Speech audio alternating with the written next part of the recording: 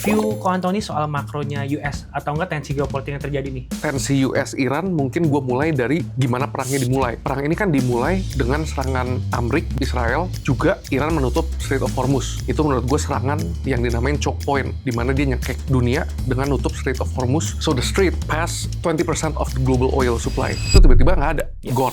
Ada yang namanya oil shock inflation, inflasi yang disebabkan oleh minyak. Kalau harga oil berada di angka lebih dari $100, ini kan dimulai dari sekitar Maret sampai April ya. Kalau ini terus berlanjut sampai Juni, Juli, menurut gue inflasi global akan parah, terutama Amrik. Yuk, COD, cuan on demand. Halo teman-teman Valburi, balik lagi ke COD Podcast ya. Di episode kali ini, gue udah kedatangan tamu spesial ya. Kita akan bahas soal makro, apalagi tamu spesial ini udah berpengalaman banget untuk membahas aset-aset internasional. So, please welcome Ko Antoni. Halo, Thank you for having me. Thank you. Oke, Ko, thank you dari kesibukannya mau nyempetin untuk sharing. Thank you juga udah di-invite ke Valburi, top lah. Kok mungkin untuk beberapa teman Valburi nih yang belum kenal sama Ko Antoni, boleh sedikit perkenalan dulu kayak Ko Antoni siapa, kesibukannya ngapain? Oke, nama saya Antoni Cipto. Kesibukan saya sehari-hari sebenarnya saya kerja di bank, di salah satu bank swasta lah. Tapi pengalaman saya emang sebagai investor awalnya itu di tahun 2016, baru masuk capital market tuh 2016, saya telat lah. Okay. Di umur 23 waktu itu. Waktu itu masuknya tapi awal-awal saham dulu. Dari saham, 2017 mempelajari kripto. Global market tuh sebenarnya belum, tahun ini 5 tahun. Tahun ini baru 5 tahun. Oke. Jadi emang lamanya sebenarnya sukses story-nya di kripto lah. Orang-orang mungkin tahu gue mungkin dari kripto dulu. Iya. Oke, berarti ngebahas makronya baru 5 tahun kebelakangan ini. Yes, belajar mengerti makro ya. Iya. Oke, menarik. Karena Ko Antoni udah ngebahas makro, aku mau nanya nih. View Ko Antoni soal makronya US atau enggak tensi geopolitik yang terjadi nih. Apakah menurut Ko Antoni ini udah ya remang-remangnya mau berakhir nih? Tensi geopolitiknya antara US dengan Iran atau ya bisa jadi mungkin ada eskalasi berkelanjutan mungkin? Oke, jadi tensi US-Iran mungkin gue mulai dari gimana perangnya dimulai.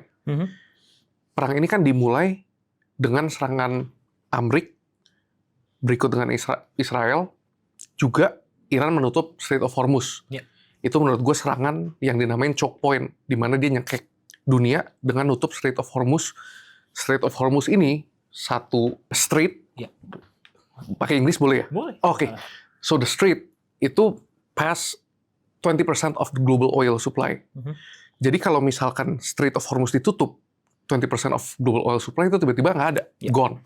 Itu yang menyebabkan harga minyak itu dari 60 tinggi sampai ke $115 seingat gue terakhir. Ini gue pakai chartnya CL ya, kalau di TradingView. Jadi apa yang terjadi jika harga oil naik? Ada yang namanya oil shock inflation. Inflasi yang disebabkan oleh minyak. Orang kebanyakan salah ngerti, oil shock inflation ini sebenarnya bersifat sementara, tergantung seberapa lama Strait of Hormuz ini ditutup. Kalau harga oil berada di angka lebih dari $100, ini kan dimulai dari sekitar Maret sampai April ya. April udah tembus, sekarang juga masih berada di sekitar 100. Kalau ini terus berlanjut sampai Juni, Juli, menurut gue inflasi global akan parah, terutama Amrik. Amrik sendiri, CPI, indikator inflation yang backwards looking, itu terakhir di 3.8. Itu laporan bulan Mei yang melaporkan bulan April punya data ya. Jadi yang gue lihat, ini hal yang sangat mengerikan, di mana inflation mengalami yang namanya double bottom. Kalau misalnya double bottom, berarti dia bisa naik lagi. Ekspektasi gue by September itu 4,5% ke atas. Yang mendongkrak apa? Jadi gue kalau ngelihat CPI, ngelihat data itu, biasa jangan lihat headline-nya doang. Jangan lu ngelihat angka 3,8, itu lu telan aja gitu, lu buka dalamnya. Sekarang yang menopang 3,8 itu energy, which is oil. Yang belum naik dan akan naik itu pasti food. Soalnya makanan diantaranya pakai apa? Gimana cara pembuatan makanan, semua pasti kena oil shock inflation ini. Dan yang gawat itu Fed tuh nggak bisa begitu mengendalikan oil shock inflation karena disebabkan oleh perang, ya kan? Jadi yang gue lihat ada kemungkinan di mana yang tadinya kita dalam rejim untuk QE, quantitative easing, kita lagi nurunin suku bunga, gara-gara ada oil shock inflation ini, inflasi naik lagi, Fed-nya harus hawkish lagi, di mana kita harus keep interest rate higher for longer. Di mana udah mulai ada analis, setahu gue dari Goldman Sachs, yang prediksi 12 bulan ke depan akan ada 1 rate hike. Terus kalau kita ngelihat real time data, jadi gue salah satu trader yang paling suka utilize real time data. Gue menggunakan AI sih sebenarnya, menggunakan website gue sendiri. Jadi gue nyedot API dari prediction markets, gue nggak sebut merek ya, untuk mengetahui ini informasi asli itu gimana. Soalnya sekarang kan lu tahu sendiri, so many misinformation. Mau dalam negeri, mau luar negeri, semuanya tuh media lagi banyak yang ketipu, kegocek juga lah. Menurut gue ini juga salah Presiden Donald Trump. Gue berani ngomong ini di sini. Tapi Presiden Donald Trump itu kan dia kan sering nge-tweet tuh, dia bilang the war is almost over, bla bla bla. Market langsung rally. Habis gitu, ternyata nggak jadi. Iranian media bisa ngebales. Enggak, orang belum kok, kita masih mau nutup Strait of Hormuz. Kejadian itu berulang kali sampai banyak banget media global itu ikutan main. Ikutan mainnya gimana? Kemarin jam 6 sore kalau nggak salah, RTRS mengatakan Supreme Leader Iran mau tetap nahan uranium grade di Iran. Itu kan salah satu part of the negotiation yang sangat dipush sama Amerika. Gue nggak mau lu pegang uranium gitu. Lu harus melepas itu semua supaya kita bisa deal damai. Itu salah satu poin terpentingnya dia lah. Setelah itu nggak lama, gue ngelihatnya dari website gue sendiri itu, di mana prediksi harga minyak itu nggak gerak. Jadi di sana gue ngelihat, oh ini gerakan ini fake move semua. Kemarin harga oil dari chart yang sama, CL itu dari 98, nggak sampai 1 jam 102 balik lagi. Karena langsung dibilang enggak, kita nggak pernah ngomong gitu. Makanya itu it's very important nowadays untuk news and macro driven trader untuk bisa mencerna news real time lah. Jangan gampang gocek media gitu. Ya karena sekarang bisa dibilang too much noise kali. Betul, too much noise, and untungnya buat orang yang menemukan alpha atau edge di situasi seperti ini, kalau lu bisa bedain yang mana yang asli sama yang enggak, I think itu alfanya di sana sih. There's an edge there. Iya, menarik. Dan sebenarnya saya kawan tadi juga sempat bilang, oke, akan ada ancaman inflasi yang ibaratnya menaik lah sampai September nanti. Tapi kok, on the other hand, S&P 500 ini kita lihat, ya naik terus nih. Betul. Terus. Apakah menurut Kak Anthony, S&P ini udah near the top? Dan kan ada ketakutan, ada tech bubble lah bisa dibilang sama orang-orang, para analis di luar sana. Oke. Gimana menurut lo? Ini bakal panjang nih. Oke. Jadi untuk saham Amrik, gue fundamentalis itu kurang. Ilmu gue paling tinggi itu dari makro, technical, dan fundamental tuh secondary lah. Tapi yang gue pelajari biasa tuh financial history. Jadi emang background gue tuh gue paling demen mendingan belajar tuh history. Apa yang terjadi zaman lu 2000, 2008. Orang paling sering ngomong, correct me if I'm wrong ya. Ngomong sekarang ini kayak 2000, ya kan? .com bubble. Karena AI. Betul. Menurut gue salah total. Menurut gue salah total. Kenapa salah? Tech bubble pas di tahun 2000 .com boom itu, contoh pets.com, dari 300 million sampai ke 0. Kenapa company bisa begitu? Soalnya mereka revenue-nya tuh hampir tidak ada. Itu benar-benar orang dengar kata-kata .com, invest. Ada lagi di Eropa tuh apa ya namanya ya? Some weird name, gue lupa. Ada Webvan juga, ada pokoknya banyak deh. .com bubble tuh valuasinya tuh nggak masuk akal. Tapi coba kita lihat satu-satu. Company di US, the big tech companies, contoh Google Cloud. Seingat gue, ini di luar kepala ya. 63% cloud computing mereka naik. Tapi Google punya cloud computing itu dimasukin juga Google Office dan lain-lain. Tapi secara year on year, menurut report terakhir mereka, kenaikannya itu masih 63%. Jadi bukan berarti company ini tuh kosong gitu loh. Google mau dibilang bubble pun nggak begitu. Nvidia, PE ratio-nya tuh berapa sih? 19x. 19x is not cheap, but mereka setiap kali quarter on quarter sales revenue growth masih beat expectation. Ya, Maka dari itu, gue nggak bisa bilang ini bubble, soalnya earning-nya masih ada. Ya. Dan juga itu argumen against tech bubble. Yang menurut gue dua sisi dari argumen sebelahnya lagi itu ada di ini gue being very skeptis lah. AI spending. AI spending itu menurut gue belum 100% justified. AI infrastructure spending harusnya result directnya apa? Productivity growth. Gue pengen lihat OPEX berkurang, operating marginnya bertambah. Itu menurut gue belum bisa dibuktiin. Dan it's fair enough. Kenapa? Soalnya AI masih tahap berevolusi. Jadi the actual productivity that's gonna be caused by AI is not seen yet. Tapi menurut gue masa pembuktiannya dalam kurun waktu before 2027. Jadi kurang dari 2 tahun, 1,5 tahun lagi lah. Lo harus bisa membuktikan kenapa lo spending segede itu dan apakah ada hasilnya buat company-company yang pakai AI, pakai token-token mahal itu. Mana ini hasilnya? Jangan lu spending doang. Walaupun, balik lagi, gue lawan lagi poin gue sendiri.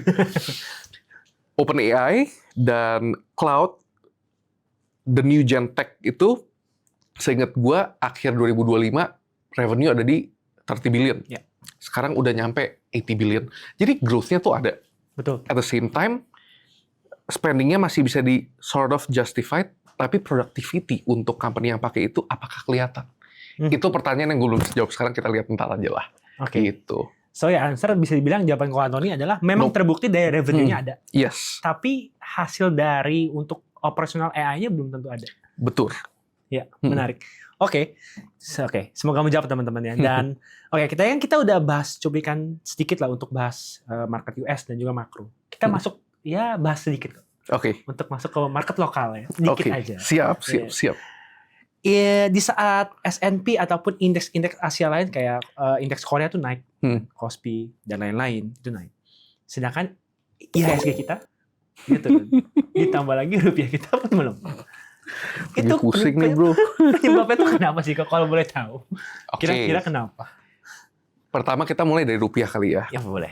Rupiah menguat, USD menguat melawan rupiah. Kenapa?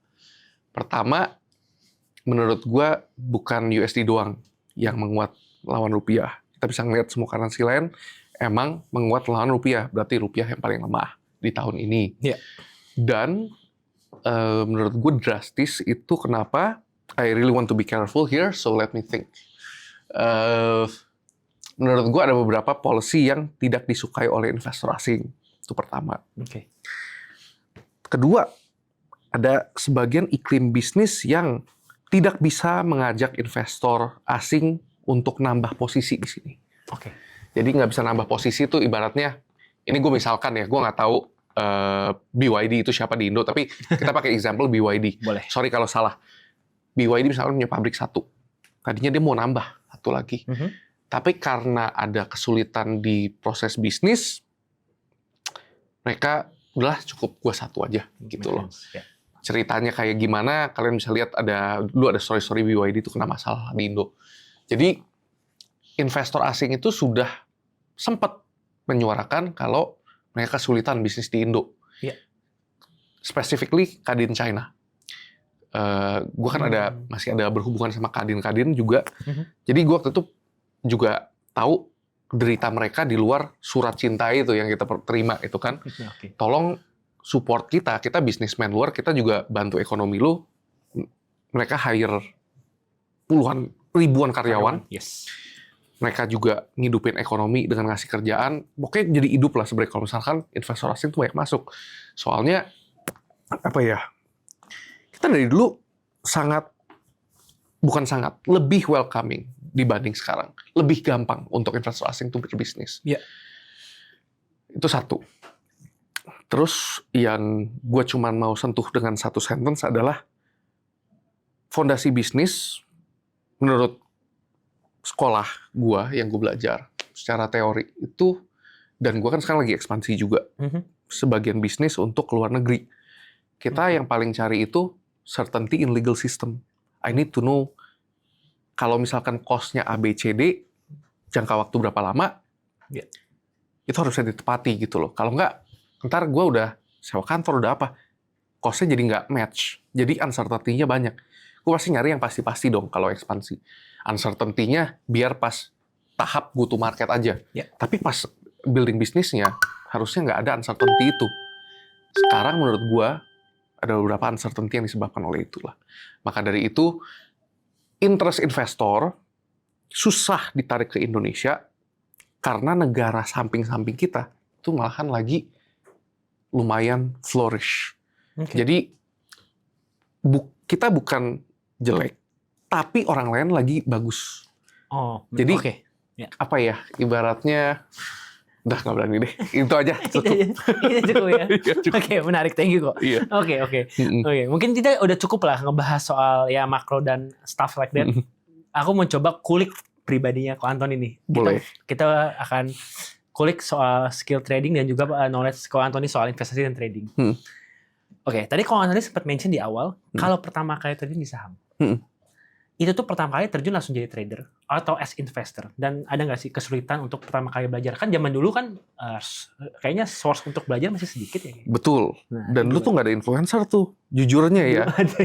Belum ada zaman dulu, tahun atau mungkin gue kurang gaulnya kurang jauh. Tapi 2016 tau gue tuh nggak ada orang yang promosi kelas gitu misalkan ya. Jadi gue emang terjun ke dunia investasi tuh diajak temen yang kerja di sekuritas. Teman gue broker ya gitu. Jadi tapi bentar, gue harus kasih kredit dulu nih. Teman gue ini pertama kali nyeburin gue ke saham langsung kasih cuan. 2 company yang dipilih, tapi dia nggak ngajarin gue risk management. Dia nganggap gue mungkin udah ngerti. Dia nggak ngajarin gue positioning gimana. Jadi gue waktu itu sekali masuk HK aja langsung. Jadi portfolio gue punya berapa, waktu itu gue langsung HK 2 saham yang dia sebut. Dia nggak sebut saham, boleh sebut merek nggak sih di sini? Boleh. Sahatnya Java, satu lagi gue lupa apa. Java. Di tahun 2016 tuh gue langsung jackpot. 3 bulan nggak salah 17% deh. Saham satu lagi juga lumayan jackpot, 10% lah kalau nggak salah. Tapi gue all in. Jadi gue ngerasain, wih, gulung duit gampang juga. Waktu itu benar-benar cuma dengerin teman. Terus gue bilang, gue tanya, ini apa lagi?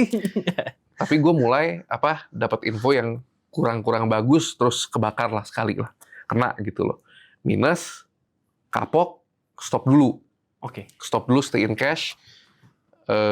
Masuk, kebakar lagi, stay in cash lagi. Lama-lama udah nggak percaya bisikan orang. Jadi gue dibisikin, gue udah yang kayak, udah gue nggak mau ikut. Tapi di saat itu gue belum tahu belajarnya tuh kemana gitu. Jadi gue nonton YouTube, terus ya boncos lagi. Story short-nya, nonton YouTube, gue ingat waktu itu nonton orang Singapura. Untuk orang Singapura yang laki, lumayan lucu orangnya. Di YouTube masih ada sampai sekarang. Dia tuh ngajarin technical analysis basic banget yang chart pattern. Jadi gue tuh dulu ngafalin bull flag, bear flag, apalah itu. Yang sekarang jujur gue nggak pakai sama sekali. Itu menurut gue ya gue muterin guru banyak lah. Gitu. Berarti perjalanannya bermula dari untung gede sampai akhirnya loss beruntun. Betul. Boncos lah, abis lah itu, gue boncos banget. Dari saham, tapi 2017 kripto, itu gue jackpot lagi di sana. Itu benar-benar pertama kali ngerasain, kalau orang hidup tuh ngomongnya apa? Multi bagger. Gue pertama kali ngerasain multi bagger tuh bukan di saham. Gue ngerasainnya di kripto. Tapi itu juga gue mainnya Bitcoin. Dan gue tuh sebenarnya sangat risk averse, di mana gue nggak berani all-in-an. Gue tuh nggak percaya mentalitas cacing naga. Gue nggak percaya. Dari awal gue nggak percaya itu, makanya gue pas masuk kripto pun tahap belajarnya itu 3 bulan. Gue tuh ngertiin dulu ini teknologi apa sih, blockchain itu apa, cara gunainnya gimana. Setelah gue jadi pengguna baru gue berani taruh duit gitu loh. Tapi untungnya emang timing waktu itu tuh sangat pas. Itu gue inget di bulan Mei akhir, habis birthday adik gue convince dia juga untuk masuk kripto, all in. Itu gue all in. Itu gue all in di sana. Keluar Desember, itu gue pertama kali menggunakan technical analysis secara benar.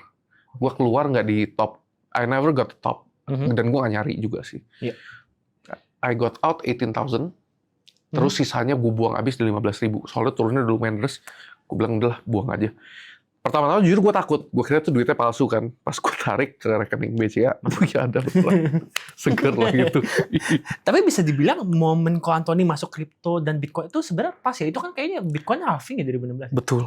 2017. 17. 16 nggak sih? 17 pokoknya gue cash out mungkin 16 iya benar. Ya, Yang 21.000 punya top itu gue keluarnya di sana. Oke. Momen pas, skill udah ada pula. Skill sebenarnya itu jujur itu skill masih yang dari YouTube. Itu menurut gue technical analysis gue tuh basic banget. Masih pakai indikator yang banyak. Oke. Tebel banget indikator gue, chartnya udah berantakan setengah mati, EMA, MA gitu. Cuman untungnya waktu itu indikatornya works dan gue nggak masuk lagi. Waktu itu gue benar-benar keluar dan kabur gitu loh.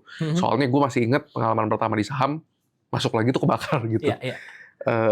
Tapi gue di sana gue muter-muter industri kripto lain, mulai dari DeFi, mulai dari cobalah ya beberapa. ICO, dan kebetulan zaman dulu tuh nyari temen gampang. Soalnya kalau di kripto kan zaman sekarang yang populer banyak kan kayak contohnya siapa ya? Ansem gitu. Si Ansem kalau sekarang lu DM nggak mungkin balas. Tapi kalau zaman dulu nyari temen di kripto yang famous, lu DM gitu di Twitter, lu coba-cobainnya terus. Pasti nyaut. Even Ansem mau balas itu. Balas. Oh, tapi gue bukan zaman Ansem. Ansem naik soal 2021. Iya. Gue tapi sama OG-nya kripto tuh lumayan ada temen lah. Tapi gue nggak sebut nama soalnya sebagian dari mereka juga udah out. Tapi yang gue thank God gue ketemu salah satu orang yang gede di Forex. Trader di London lah gitu. Dan gue belajar trading itu di tahun 2020 pas COVID dari dia gurunya gitu. Oke, menarik. Dan sebenarnya aku sempat lihat kayak di one of other podcast kayak Ko Anthony bilang ini kan di saat ini ya, maksudnya di beberapa tahun belakang ini Ko Anthony lebih nyaman lah untuk trading ke aset internasional. Let's say saham US, Forex, gold ataupun kripto. Kenapa sih kok lebih milih aset internasional? Apa karena berbasis dolar? Jadi gini, kalau misalkan di Indo menurut gue, ini might be controversial, gue bukan maksudnya yang gue siapa-siapa ya. Gue cinta damai. Indo punya saham, itu technical analysis doesn't work. Soalnya gue tahu beberapa big player, teman-teman gue juga, kalau mereka mau bikin bullish engulfing itu gampang. Mereka mau bikin hammer pun gampang. Sekali HK juga jadi gitu loh. Dan gue tahu orang-orang yang bisa melakukan itu. Jadi untuk teman-teman yang mengandalkan technical analysis, kalau profitable di Indo, menurut gue jago banget. Gue nggak tahu jurusnya kayak apa, tapi doesn't work. I don't think it works here. Dan Indo itu kan long only market. To make a proper candle, menurut gue harus butuh two sides, longs and shorts.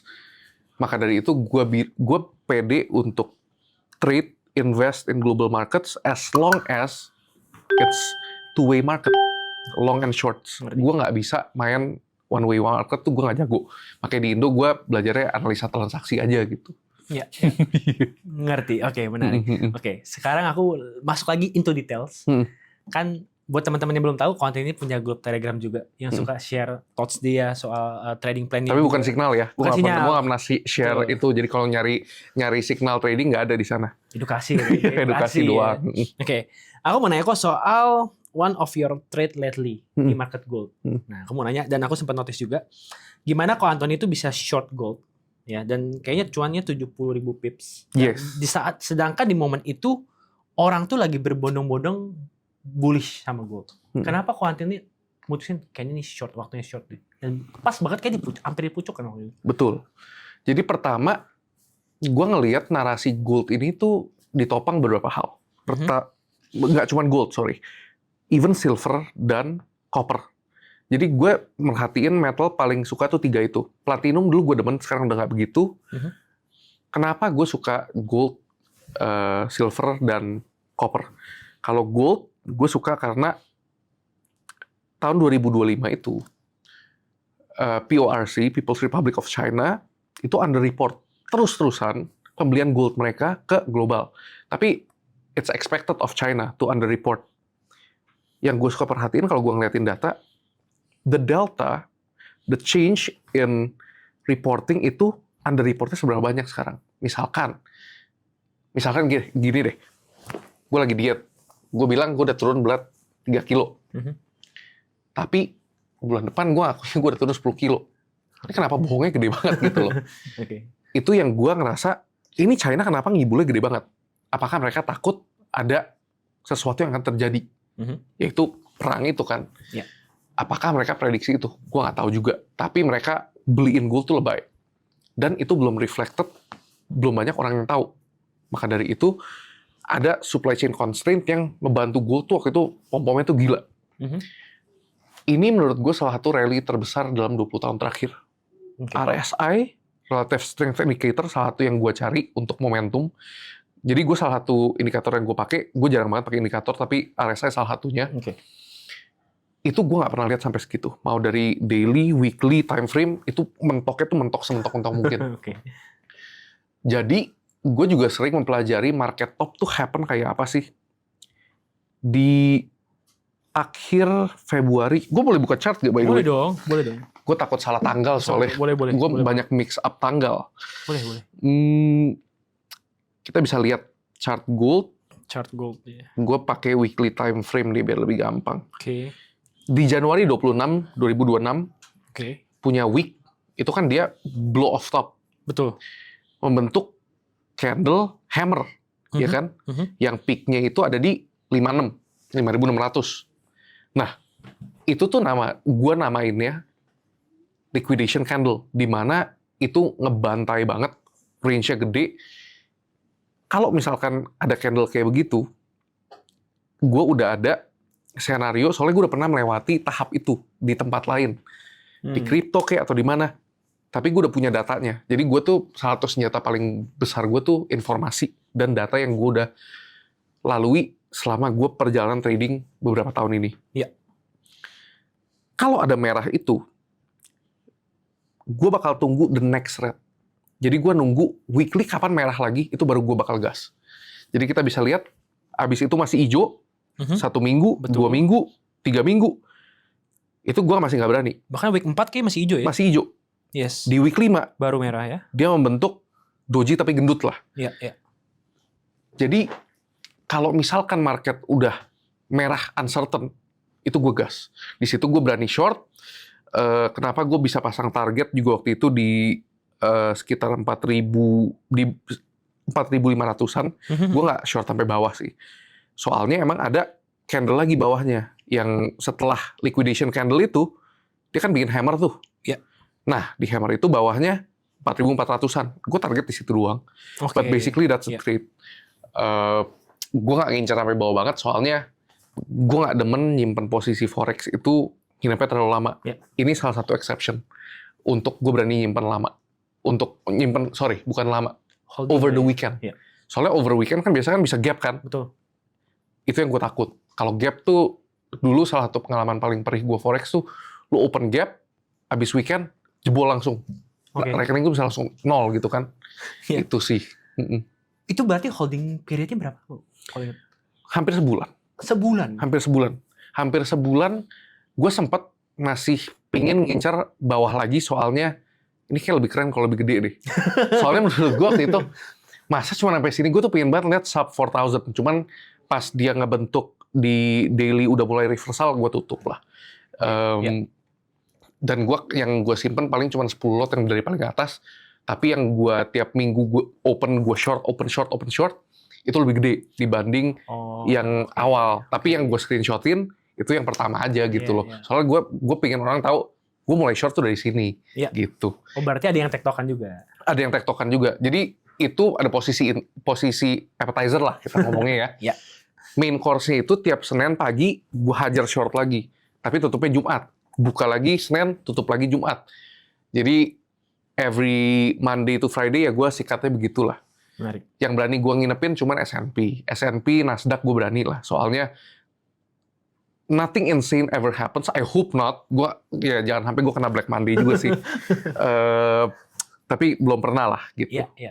So far masih ya emang gold sih kalau gap up ataupun down di Senin agak gila sih. Iya, kadang-kadang sempat bisa 1.000 gitu kan. Itu kan ngeri banget kalau misalkan lu Iya. stop loss set tight gitu. Iya. Oke. Tapi teman-teman ini disclaimer on, ini hanya kita Education lah. Iya, education ya. Oke. Nah, the trade yang aku lihat juga menarik banget kok.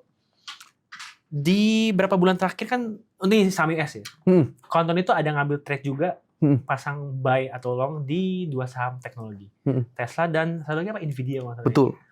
Kok berani kok? Di saat itu kan tensi geopolitik tuh masih banyak uncertainty kan. Dan itu juga ya kita belum tahu kapan bottomnya. Tapi saat lu beli, kenapa marketnya tiba-tiba reversal?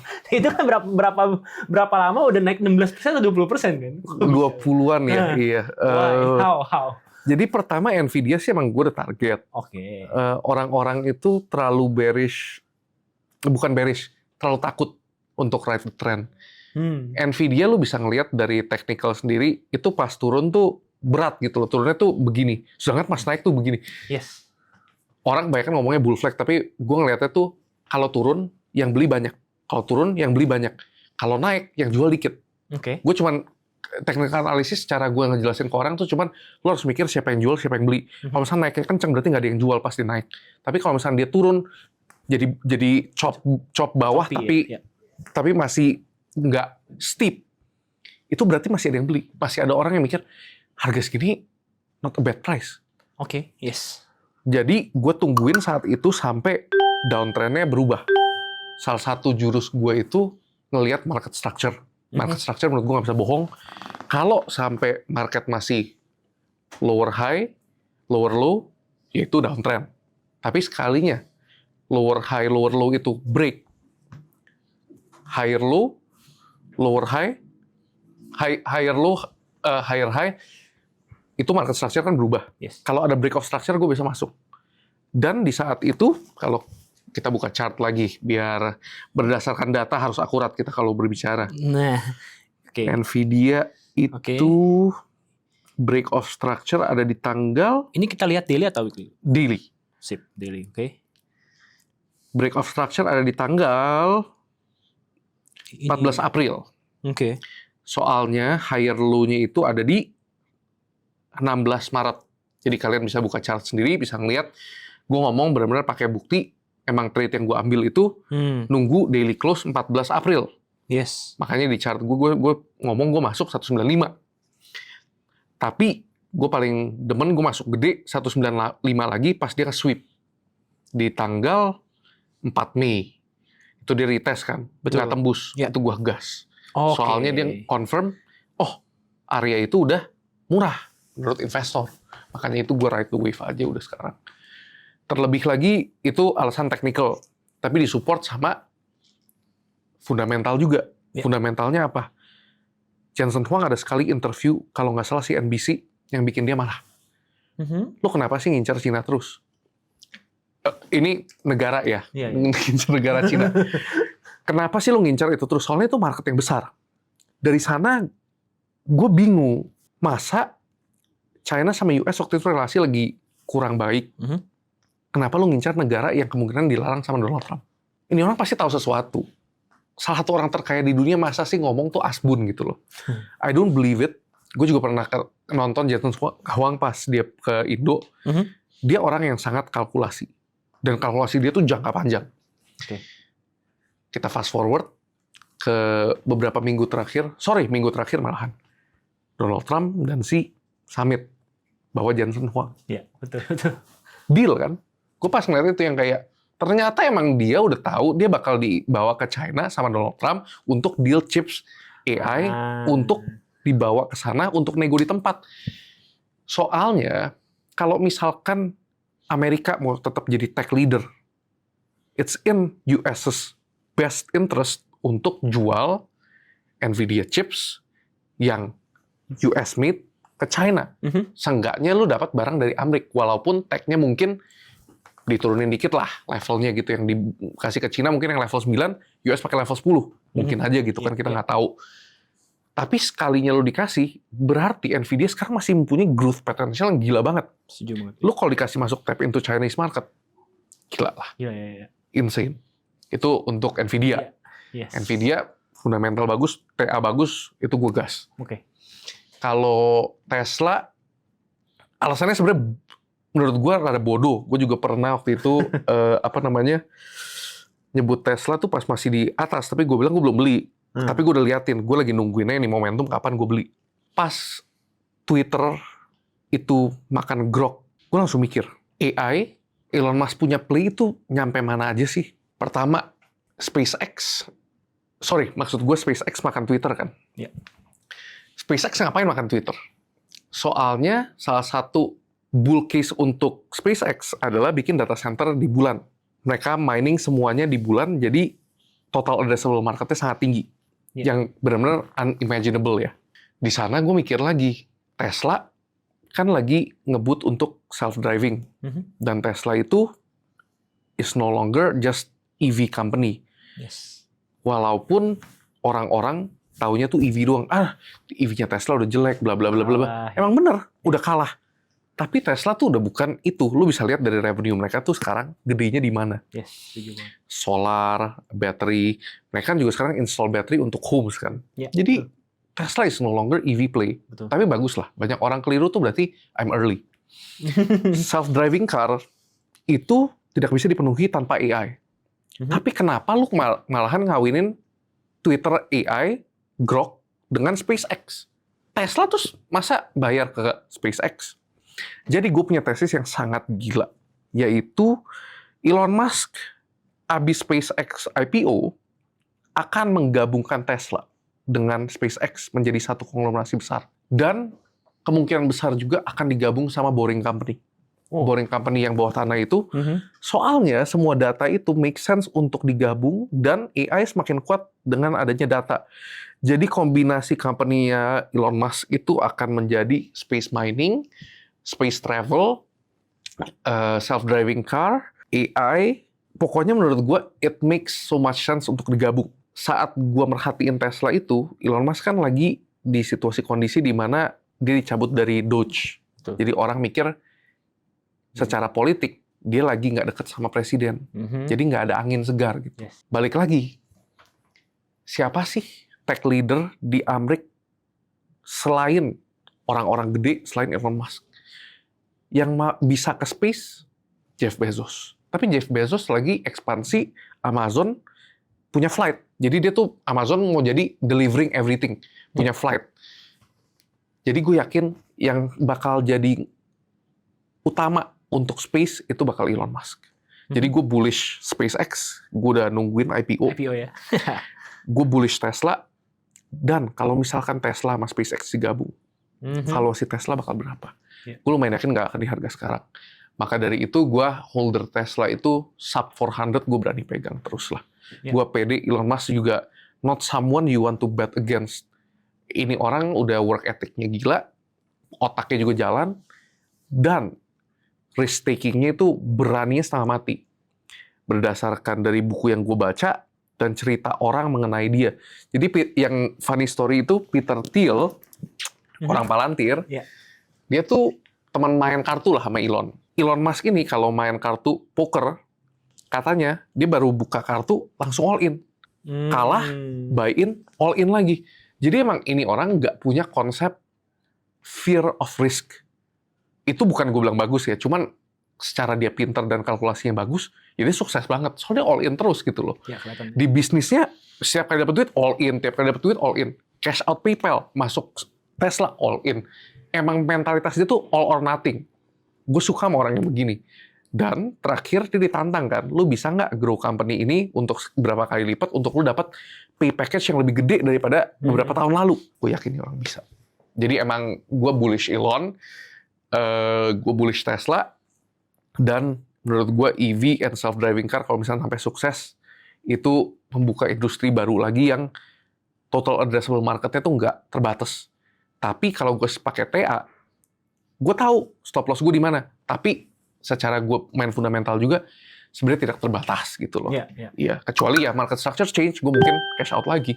Gitu sih cara gue main. Menarik. Soalnya kalau Anthony juga mention hal yang mungkin banyak, bahkan influencer, bahkan orang lain tuh nggak lihat ya. Kan orang bakal lihatnya cuman, Tesla kan secara penjualan sama BYD pun udah kalah. Yang orang mereka nggak lihat tuh, ya Tesla udah different game aja. Dia udah masuk ke AI dan bahkan kayaknya humanoid robotik kayak salah satu pencetusnya juga Tesla. Betul. Ya. Dan robot itu nggak mungkin nggak pakai AI dari Grok. Masa dia bikin lagi sendiri? Nggak mungkin lah. Makanya itu udah make sense kalau ini tuh cocok gitu. Kalau gua comblangin, fix jadi bagus. Iya kan? Iya. Gue nggak tahu ya, tapi gue nggak tahu. Benar-benar gue bisa salah. Ini gue benar-benar prediksi secara bisnis mind ya. Iya. Dan ini mungkin kayak connecting the dots aja kan? Bukan gue insider, ntar takutnya, wih ini orang kenal Lonos. Enggak, gue gak kenal. Kalau dia bilang dia kenal gue juga pingin. Boleh. Iya. Boleh. Kok tapi menarik. Kalau kau bilang, oke kan, you bullish ke AI juga kan? Kenapa, dan tadi self-driving juga. Kenapa kok Anthony nggak melihat ke saham Google? Kan Google kan juga lagi ekspansi gila-gilaan ke AI-nya juga. Dan dia juga ada Weibo juga kan? Kenapa gue nggak milih Google? Soalnya Google secara cerita bagus, tapi nggak bagus-bagus banget gitu loh. Masih kalah sinarnya, contoh AI. Dia kalau AI pun kalah sama cloud, menurut gue. Cloud kemarin baru dapat Andrej Karpathy. Andrej Karpathy, ntar bisa Google sendiri siapa. Itu orang kalau masuk OpenAI, mau masuk, quit, bisa berkali-kali. Itu berarti dia udah kayak bos lah. One of the best mind, if not the best mind in AI, dia bisa milih kerja di mana aja, dia milih cloud. Jadi Google, in terms of Gemini, menurut gue tech bukan paling bagus, tapi revenue model paling bagus. Secara search engine, bagusnya setengah mati. Tapi, kenapa gue nggak pilih Google? Soalnya, Nvidia sama Tesla lebih interesting menurut gue. Jadi, conviction gue strong, tapi cerita yang gue suka dari Google tuh nggak ada yang gimana. Gue mungkin belum due diligence sedalam itu ke Google, mungkin gue miss sesuatu, tapi pas gue denger Tesla, denger SpaceX, tuh gue langsung nyambung aja gitu loh. Kayak, ini kenapa Grok malahan lu masukin SpaceX? It doesn't make sense. Lu kenapa masukin AI-nya ke sana? Kenapa nggak ke Tesla? Soalnya awal-awal tesis gue itu, AI-nya Twitter bakal dijoin ke Tesla dulu, bukan ke SpaceX. Makanya pas dia ngelewatin SpaceX, ini orang bakal gabungin konglomerasi. Dia mau punya the biggest company in the world. Menurut gue sih gitu. Menarik. Karena kita lagi ngebahas itu, mungkin aku juga mau langsung tanya, menurut Anthony seberapa besar potensi saham US ke depannya? Karena belakangan ini yang kita tahu, teknologi di saham tech di US tuh lagi hot-hotnya. Karena ada beberapa perusahaan kan mau IPO. Kayak kalau nanti bilang ada SpaceX. Nanti juga ada OpenAI mau IPO. Ada Anthropic. Anthropic ya buat yang nggak tahu itu company yang menaungi cloud. Ya. Terus juga ada Canva, ada Discord. Itu bahkan yang gede-gede mau IPO semua tech company semua. Itu menurut Anthony gimana peluangnya ke depannya?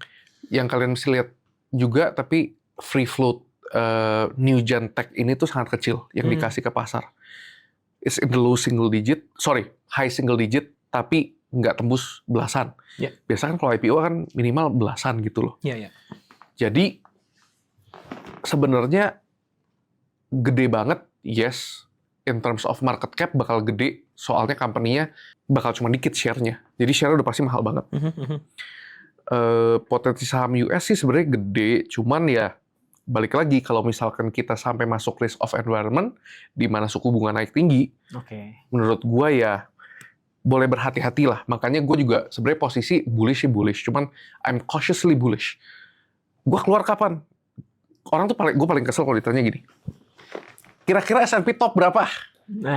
Jujur gue nggak bisa jawab. Gue nggak mungkin bisa jawab. Gue cuma bisa bilang gue bakal keluar kalau menurut gue market structure udah berubah dari bullish ke bearish. Mulai dari dia bikin higher high, higher low, sampai pindah. Dia bentuknya udah mulai begini, I'm out. Gitu loh. Mau narasi gue bener, tapi kalau market structure-nya berubah, gue biasa duluin market structure. Sampai dia bullish lagi, ya gue masuk lagi. Nggak apa-apa, gue kepotong di tengah. Gitu.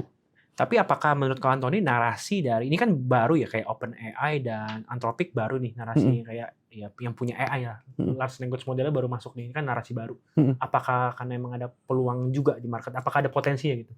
Menurut gue sih pastilah ada peluang. OpenAI, tapi yang gue nggak, jadi gini, gue harus be very neutral dan gue mau perjelas juga. Gue salah satu yang nggak suka Sam Altman. Gue nggak suka. Menarik. Soalnya pertama menurut gue dia scammer. Dia bikin OpenAI dari tadinya non-profit, dibikin for profit. Dia fight Elon, dia masih ada fight sama Elon di court. Gara-gara gue pro Elon, gue nggak pro Sam Altman. Gue bukan bilang gue suka orangnya, tapi gue suka cara dia do business. Menurut gue not bad lah. Dia tuh bisa hambur-hamburin duit untuk the betterment of humanity. Menurut gue, it's for the betterment of humanity. Yeah. Sam Altman setiap kali bisnis, setiap kali di warn, hati-hati, lu jangan terlalu cepat ngembangin AI, lu mesti mikirin safety. Dia tendang orang. Jadi gue nggak suka cara dia do business, sangat reckless, dan orangnya menurut gue tidak jujur gitu loh. Dia pernah ngomong di interview 2018, sampai OpenAI melakukan advertising, itu company-nya not doing well. Dia sudah membuka advertising. Udah mulai. Iya. Itu interview bisa dicek sendiri, itu ada di mana-mana. Iya. Dan dia jual diri ke Pentagon. Itu yang gue juga nggak suka. Jadi lu bisa spy orang, atau data lu bisa dipakai ke Pentagon atau gimana lah. Yes. True. Gue lebih nggak suka kalau misalkan pengaitan politik between tech itu jangan terlalu berbelit-belit gini lah. Itu kenapa gue nggak demen. Tapi I'm not saying OpenAI is a bad company. I think mereka have a lot to prove aja lah. Yeah. Lu spendingnya terlalu lebay. Balik lagi ke yang tadi gue ngomong di awal video, AI infrastructure spending has to be proven with revenue and profit. OpenAI hasn't done that. Menurut gue belum di tahap bisa membuktikan. Dan secara tech, are they one of the best? I don't think so. Secara LLM menurut gue cloud lebih kuat. Yes. Gue sendiri pengguna cloud. I have agents running cloud. OpenAI malahan sering menjadi beban buat gue. Gue malahan lebih support Chinese tech. Chinese AI itu sangat kuat. Dan orang-orang tuh sangat underestimate Chinese AI. Gue terakhir soalnya business trip ke China itu, gue kebuka sih mata AI yang dipakai sama Chinese asli itu beda sama yang kita lihat di luar. Contoh, ada yang bisa bikin ide mengenai entertainment yang tadinya makan waktu 90 hari, beres dalam 9 jam, soalnya bisa real time editing. Jadi ibaratnya kita brainstorming, orangnya satu, produser, direkturnya satu, sama tim AI. Jadi kita ngomong, ini kalau cerita gini gimana ya? Ngobrol. Habis 9 jam, keluar skripnya semua. Jadi bisnis model satu. Jadi kayak film lah. Jadi dia bikin film yang tadinya 90 hari, 9 jam. Productivity gain-nya udah jelas, dan revenue-nya udah kelihatan. Gue yang lihat sendiri, gue nggak bisa sebut nama company-nya apa, soalnya gue nggak bisa bahasa Mandarin. Bukan gara-gara apa, cuman gue lupa nama company-nya apa, but I know the person. It's very impressive. Gue benar-benar ke kantornya tuh yang kayak, gue baru tahu AI bisa dipakai untuk jadi kayak orang, jadi kayak lu kerja di kantor, tapi teman-teman lu AI semua. Jadi lu diskusi, ngerti. dia yang bikin presentasinya juga. Jadi, dan itu belum bisa dilakuin sama AI yang di-develop untuk retail, gitu loh. Oh, justru China yang bakal. Gue belum pernah lihat yang Amrik, tapi yang non retail facing gue belum pernah lihat. Tapi China punya, gue pernah lihat yang business to business very strong, very strong. Jadi makanya kalau misalnya mau dibilang AI China sama US siapa yang menang, menurut gue sama. On the same ya. Iya.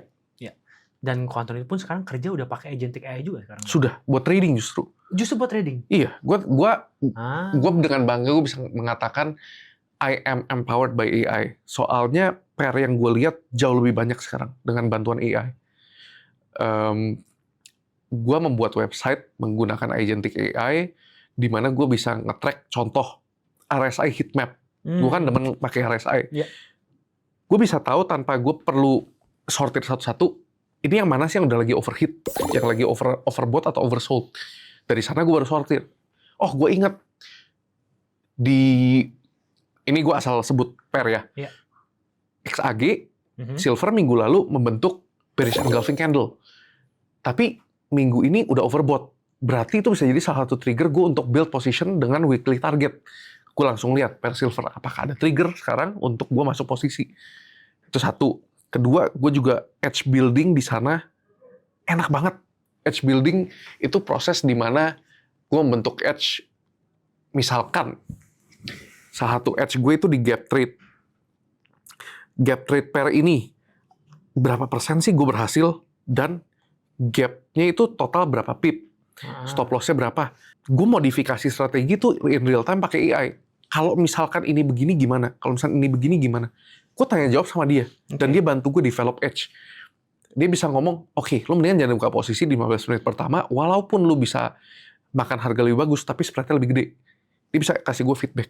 Dan gue bisa, oh, ngolah lagi. Tapi gue nggak langsung implementasi. Gue biasa implementasi 2, jadinya entry yang direkomend AI, jurusnya, dengan entry gue yang awal. Jadi gue perhatiin nih, posisinya sebenarnya bener nggak? Resultnya tuh bener atau enggak gitu loh. Jadi gue, gue sangat rekomen kalau misalkan trader itu menggunakan AI untuk edge building. Jauh berbeda, jauh prosesnya jauh lebih gampang lah. Gitu. Dan AI ini you build on your own berarti? Gue ada satu tim programmer, kebetulan dia pengen belajar trading. Makanya gue bilang, gue ajarin lu trading, lu bikinin gue program, kita belajar bareng. Antara emang gue rencana website-nya bakal gue buka sih buat sebagian teman-teman trader gue, tapi again, konsep trader di Indo tuh menurut gue tuh konotasinya sangat jelek. Soalnya kebanyakan orang itu sebenarnya gambling, not trading. Gambling sama trading itu 2 hal yang berbeda. Kebanyakan orang itu buka layar handphone, ngelihat, aduh ini kayaknya waktunya long atau short. Waktunya. Kayak pakai feeling gitu loh. Nggak ada feeling di dunia gue tuh, nggak ada feeling sama sekali. My best trades are planned so far ahead. Mungkin 3 bulan gue nungguin. Kalau gue lagi nungguin trade itu dan areanya udah kedeket area yang gue pingin lihat, atau gue ngeliat sesuatu yang gue suka, gue nggak mau keluar dari rumah, gue masih depan layar. Sampai gue dikasih trigger, gue nggak boleh miss. Kalau miss itu gue keselnya luar biasa. Apalagi kalau nggak kejemput 1-2 pip tuh gue yang kayak, gue nggak bisa ngejar kalau gue nggak depan layar. Jadi gue emang nggak boleh di aplikasi HP nggak ada trading, nggak boleh. I don't trade on my phone at all. Jadi I trade on my computer. Iya. Oh, tapi bukannya Ko Antoni kadang suka itu ya? Suka apa? Aku juga nonton podcast Ko Antoni kan suka set price alert juga di HP ya. Dan itu bahkan katanya sampai subuh pun bunyi. Waktu itu bini gue sampai ngamuk sih, jujur ngomong ya. Tapi waktu itu gue juga berevolusi karena ada kendala rumah tangga, gue pakai Apple Watch. Apple Watch-nya getar kalau misalkan itu, tapi Apple Watch kadang-kadang kurang kenceng, jadi Apple Watch-nya itu gue kasih volume kecil, dan gue tidur kan biasanya kan begitu, jadi kedengeran gitu. Tapi sekarang I choose sleep. Today lately I've been choosing sleep. Kalau misalkan I miss aja. Dan cara trading gue juga berevolusi. Dulu gue benar-benar perlu enter market, soalnya gue perlu review lagi. Apakah alias saya ada yang salah? Apakah candle sebelumnya ada yang jelek? Gue sekarang more than 50% of my trade is limit order. Gue nggak pernah market order. Dan setiap kali market order pun gue biasa saya jauh lebih kecil. Mungkin market order itu 20%, dan gue ngaku gue FOMO. 80%-nya ada di limit. Kalau misalnya nggak kejemput ya udah, it's not for me gitu. Ya berarti nggak usah yang harus pantengin terus ya. Ya waktunya udah lewat ya waktu itu. Iya, gue berevolusi terus sebagai trader. Menurut gue the worst thing you can do is not evolving gitu. Oke kok. Oke, menarik. Tapi menurut Kak Antoni nih, untuk misalnya let's say 5 tahun atau mungkin 10 tahun ke depan, aset apa yang Kak Antoni still bullish ke depannya? Apakah saham US tertentu atau mungkin Bitcoin kah, atau mungkin ya ada, I know you kan juga suka sama hyperliquid kah? Ya kan? Apa nih kira-kira? Aset. Jadi gue nggak mau ngomong yang jawaban mungkin yang banyak orang udah ngomong. Yes. I have an original theory di mana gue di awal tahun udah nyebut gue sangat bullish aset ini, tapi gue pingin exposure yang berbeda. Gue pingin mempunyai beberapa exposure berbeda, yaitu lewat company-nya, lewat pair-nya sendiri, dan juga gue mungkin mau go into that business kalau bisa. Tapi itu masih panjang lah. Jadi there is a structural deficit in copper. Copper itu sangat banyak dipakai di AI, EV, all the new gen tech, data center, semua membutuhkan copper. Yes. Berdasarkan riset gue di awal tahun 2026, jika demand AI, EV, dan data center tidak naik, by 2030, kita akan kekurangan 10% of global copper supply. Kalau kekurangan supply, berarti bakal ada constraint lagi, sama yang terjadi kayak oil. This is a very long-term play, tapi gue pingin punya banyak exposure ke copper. That is my pick and shovel play on AI and new gen tech. Kalau new gen tech terbang, kebutuhan copper pasti meningkat, dan harga copper pasti naik. Jadi, my bullish asset is copper. Only copper atau ada yang lain? Banyak, yang lain banyak. Yang lain banyak, cuman untuk jangka waktu yang panjang, gue beraninya Copper sih. Copper ya? Iya. Menarik ya, Copper, oke. Kok tadi sempat ketinggalan sebenarnya. Tadi kan Anthony bilang trading juga sekarang dibantu AI. PR-nya kan udah banyak untuk memfiltrasi lah. Aku lihat tuh ada beberapa trade juga yang Anthony share di Telegram itu ada yang trade pair forex. Yes, banyak. Kan? Ada yang kayak bahkan pair yang orang awam tuh nggak kepikiran, GBP-yen. Banyak lah. Pound-yen terkenal. Kalau di sini yang ku tahu ya, ini yang ku tahu nih. Penonton kita tuh kebanyakan kalau pair forex tuh rata-rata ya pasti. Apa sih kalau di sini orang main? Euro USD, USD Yen, GBP USD, kayak gitu-gitu loh. Aku baru tahu. Iya. Gimana kayak kan oke lah, kan pair forex banyak.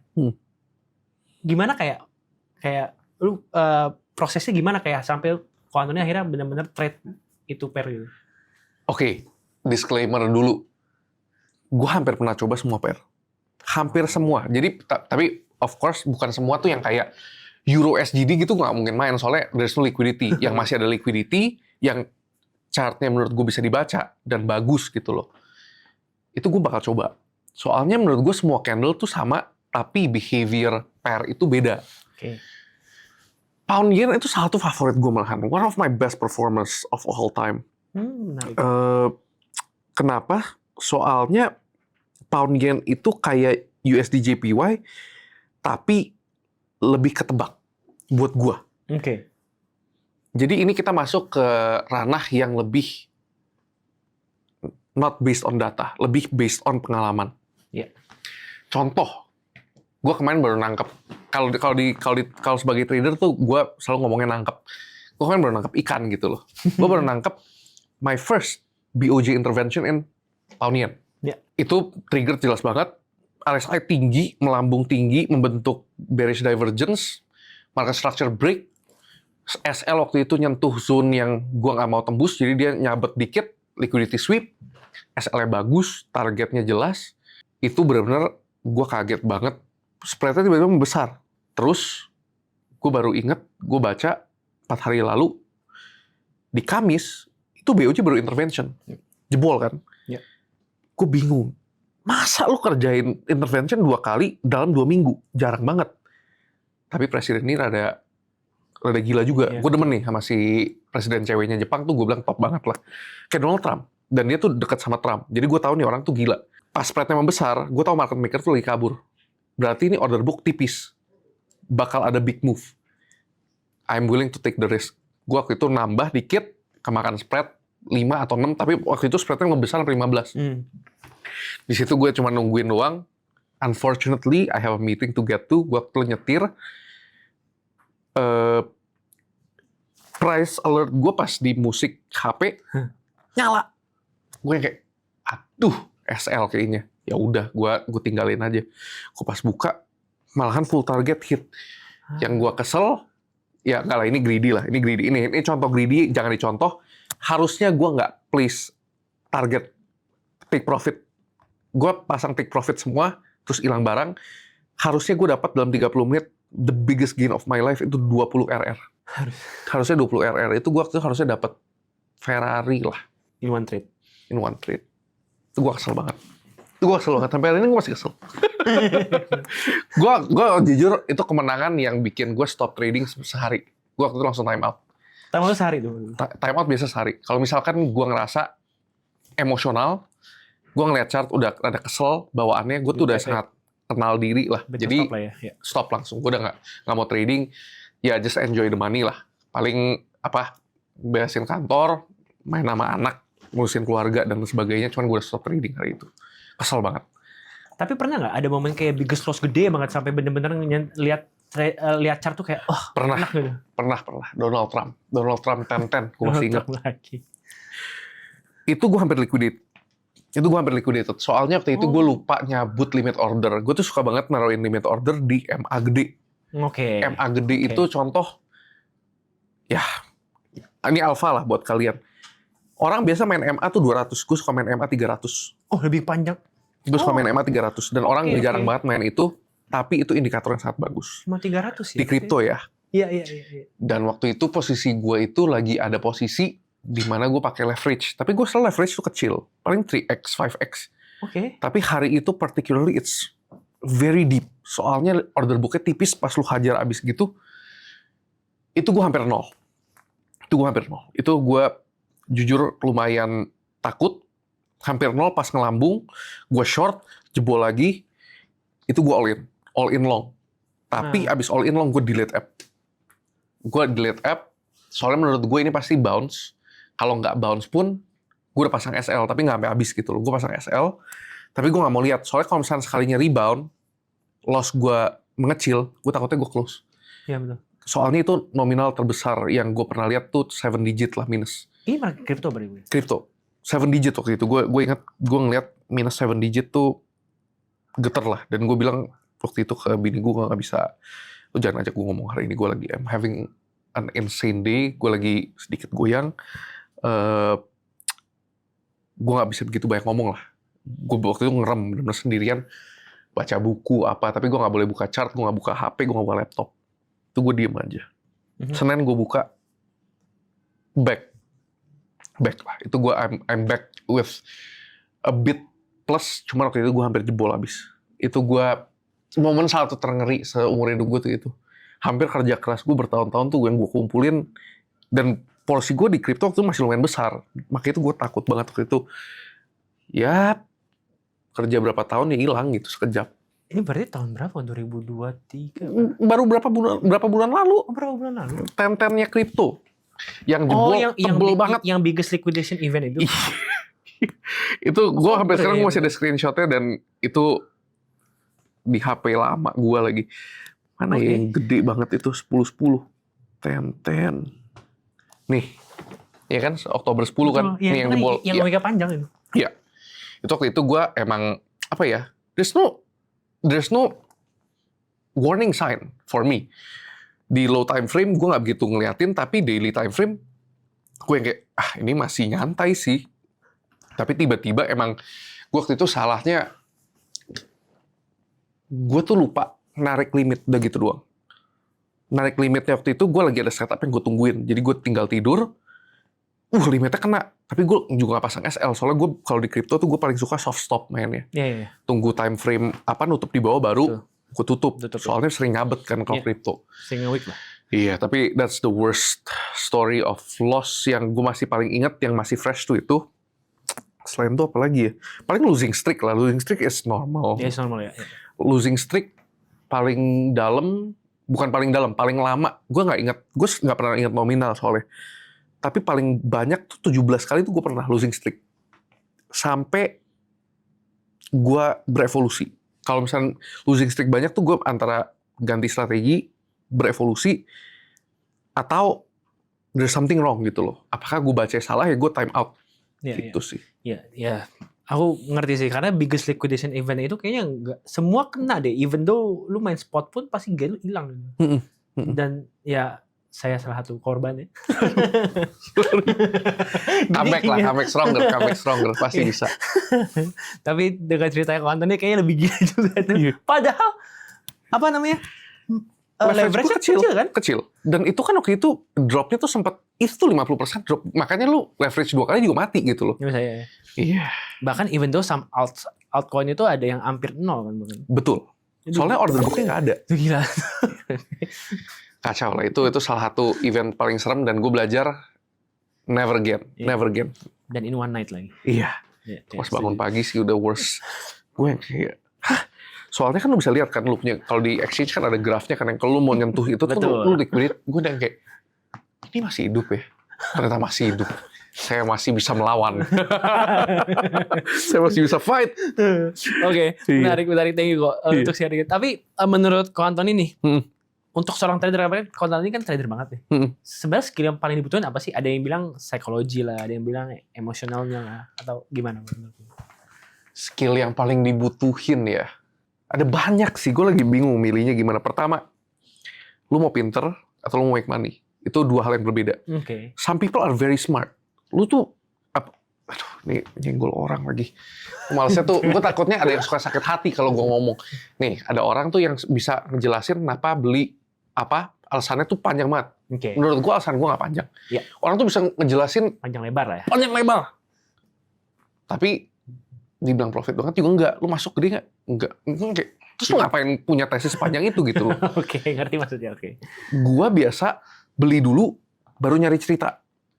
Oke, menarik. Kadang-kadang gue beli dulu, baru gue cari cerita. Kalau misalkan sampai cerita gue nggak demen, gue reduce. Oke. Soalnya TA dulu kan gue. Iya. Iya.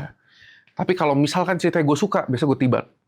Dan gue berani gitu loh. Kayak, gue salah satu orang yang nggak peduli average price. Oke.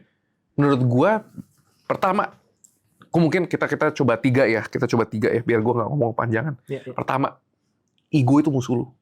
Ego ya, oke. Orang paling demen post screenshot di Instagram tuh kalau misalkan belinya dari bawah terus jualnya di paling atas. Gue nggak peduli. Soalnya gue tahu orang yang post begitu itu newbie. Nggak ada market participant, at least guru gue. Guru gue itu benar-benar profesional forex trader di London. He works at a very prestigious firm. Dia itu ngajarin gue hal-hal ini. Orang yang nyari top sama bottom itu is a loser katanya. Gue juga percaya itu di mana lu nggak mungkin bisa nangkep. Ya. Kalaupun ada jurus lu nangkep top and bottom, lu bisa ngerjain lebih dari 3 kali. Boleh ketemu gue mau Sungkem. Lu jago banget berarti. Dan gue mau belajar sama lu. Gitu. Jadi kalau misalkan orang yang egonya tinggi, kalau dapat harga bawah, gue ngapain average up. Ntar orang liatnya average gue tinggi. Gue bukan beli yang dari awal. Peduli amat. Iya betul. Peduli amat. Jujur gue sih nggak peduli soal begituan. Gue kalau misalkan pede, higher low, gue tambah terus. Gas aja ya. Iya. Betul. Setuju. Bitcoin, cara gue investasi sama cara gue trading itu sama, tapi time frame-nya beda. Oke. Bitcoin gue masuk 16 kali. 6 kali. Nggak 16 kali. Soalnya weekly structure-nya higher low-nya 6 kali. Lu bisa cek sendiri di chart. Setiap kali break, dia retrace, beli. Break, retrace, beli. Sekalinya break semua, baru gue jual lepas semua. Jadi strategi koko tuh nambah porsi bertahap, tapi kalau dia retrace ya beli. Gitu. Iya. Ya, oke. Selama market structure belum berubah. Ya. Iya. Jadi cara gue main sebenarnya gampang sekali lah. Ya. Dan kalau ada orang yang mempersulit cara trading, berarti lu nggak ngerti. Itu doang. Ya.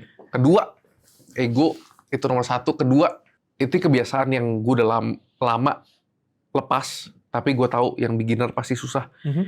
Cut loss tuh harus rajin. Oke. Dan jangan suka. Jadi gini, gue mungkin kasih cerita kali ya biar lebih seru. Soalnya kalau enggak orang tuh kadang-kadang nggak nangkep. Tahu Martin Gill gak? Martin Gill Strategy. Pernah dengar? Di mana misalkan ya ini biar gampang aja, lu beli gold di harga 1.000, tapi stop loss-nya 950. Kalau orang Martin Gill, dia itu kalau udah kena stop loss, dia dobelin posisinya. Turun lagi, dobelin lagi. Istilahnya dia nggak mau kalah. Betul. Itu satu. Balik ke poin nomor 1. Ego protection, soalnya gue nggak mau salah. Tapi gue mau average down terus. Soalnya udah murah. Menurut gue mahal dan murah itu sangat relatif. Ya. Maka dari itu, kalau misalkan lu nggak rajin stop loss yang lu awal pakai, lu jaga, lu nggak mungkin grow as a trader. Soalnya lu nggak tahu lu salahnya di mana. Dan kerjaan gue itu tiap hari, kalau nggak memperketat stop loss, manjangin target, atau adjust between the two lah. Tapi gue selalu happy kalau kena stop loss atau kena target. Kenapa? Gue mempunyai data. Apa yang gue kerjain ini semua data. It's all probability based. Kerjaan seorang trader itu menciptakan game yang kemungkinan menangnya lebih dari 50%. That's it. It's very easy. Itu kedua. Ketiga, menurut gue, orang yang paling sering gagal itu yang mentalnya harus cepat kaya. Itu semua orang kayaknya bakal ngomong gitu. Cepat kaya ya. Kalau lu ngejar duit, lu masuk ke market itu udah pasti akan banyak clouding judgment lah. Otak lu tuh nggak jernih. Jadi lu nggak bisa be neutral, lu nggak bisa ngelihat chart tuh as if lu nggak punya posisi. Soalnya, what separates a beginner to an advanced trader, ini juga gue masih proses belajar, trade management.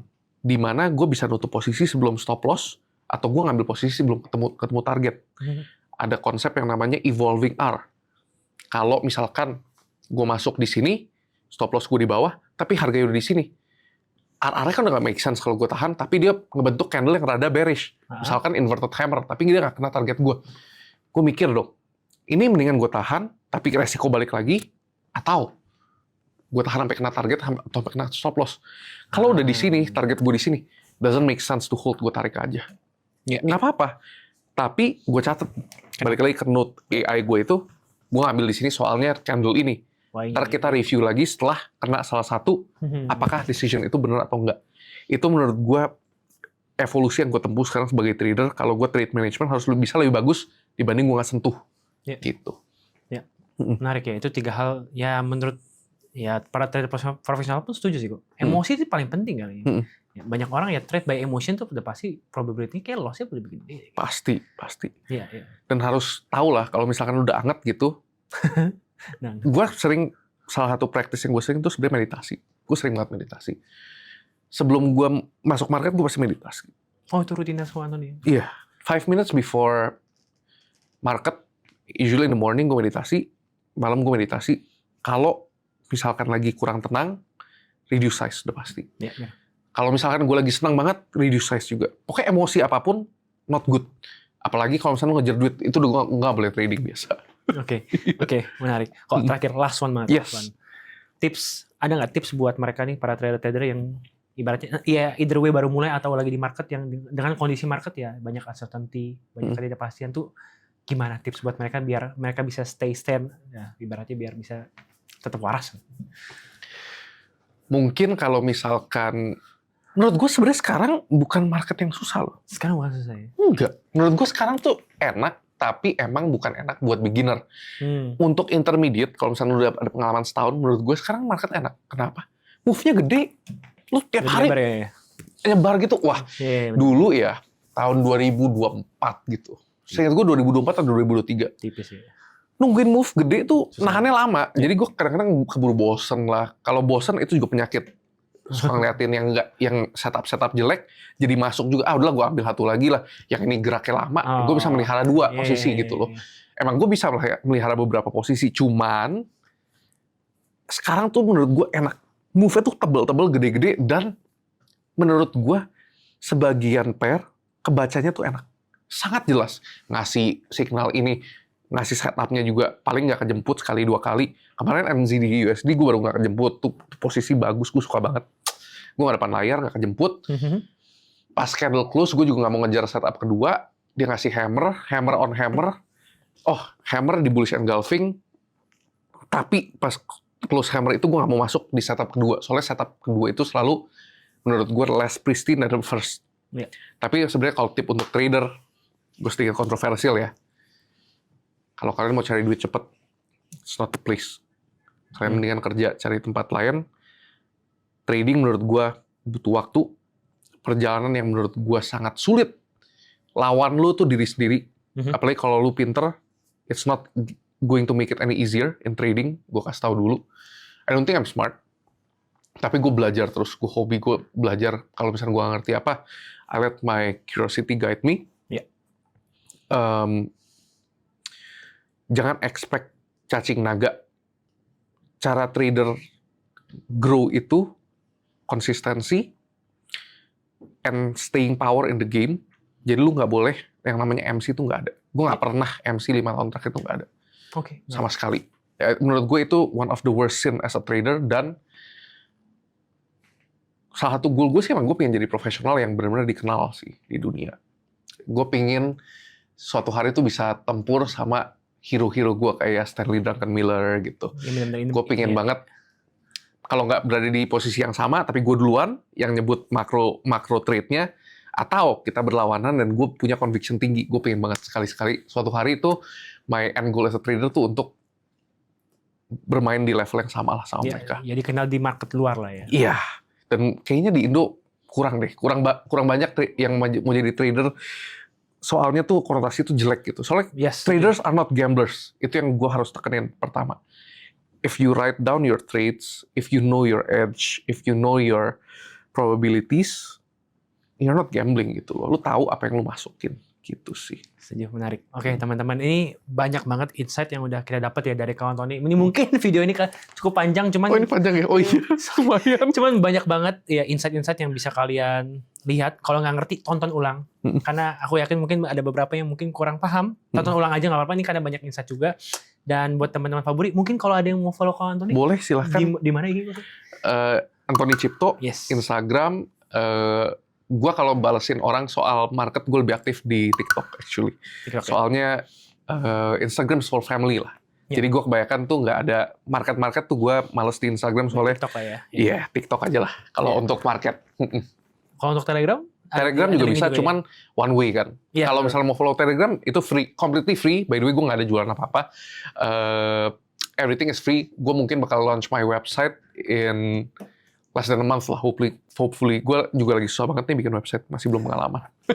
Oh. Iya. Oke, berarti akan ada website untuk apa? Untuk trader juga nanti? Jadi gue tuh pingin, untuk trader yang punya pengalaman, ini bukan buat newbie, gue bisa bantu kalian naik level lah. Itu aja sih. Oke, menarik. Dan grupnya gratis ya, sekali lagi gratis teman-teman. Oke, so teman-teman buat yang mau langsung aja pantengin sosmednya kawan Tony dan sampai jumpa di podcast berikutnya. Thank you. Thank you. Thank you. Thank you.